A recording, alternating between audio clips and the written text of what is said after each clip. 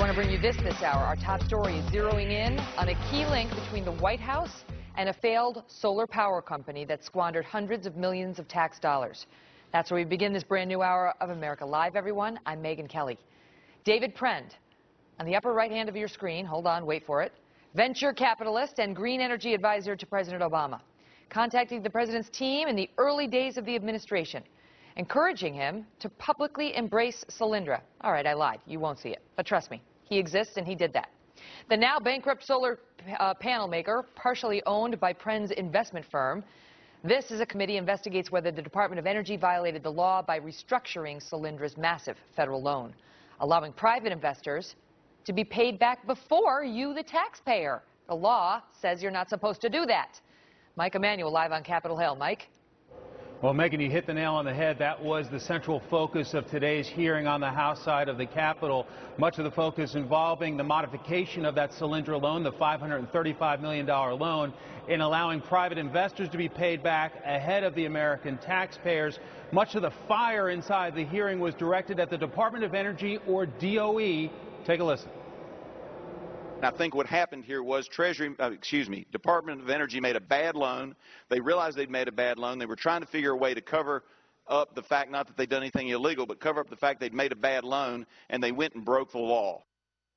Two Treasury officials testified they'd never seen the government handle a loan quite the way the Department of Energy handled Solyndra. They also said they've never heard of a case where private investor money was put ahead of taxpayer money in a loan. Some Republicans suggesting the administration knew Solyndra was a bad bet destined to fail. Some Democrats complained Department of Energy officials should have been invited to testify alongside those two Treasury officials at today's hearing. That approach only serves to ensure that half the story is told today.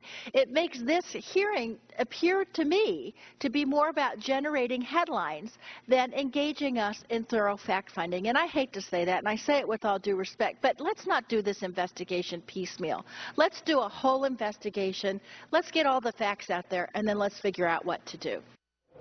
Republican lawmakers say they fully intend to hear the Department of Energy's story, including inviting Energy Secretary Stephen Chu up to the Hill to testify.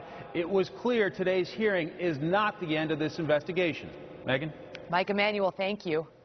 Prend, that Obama advisor with a stake in Solyndra, was also reportedly instrumental in getting the troubled solar firm a major military contract.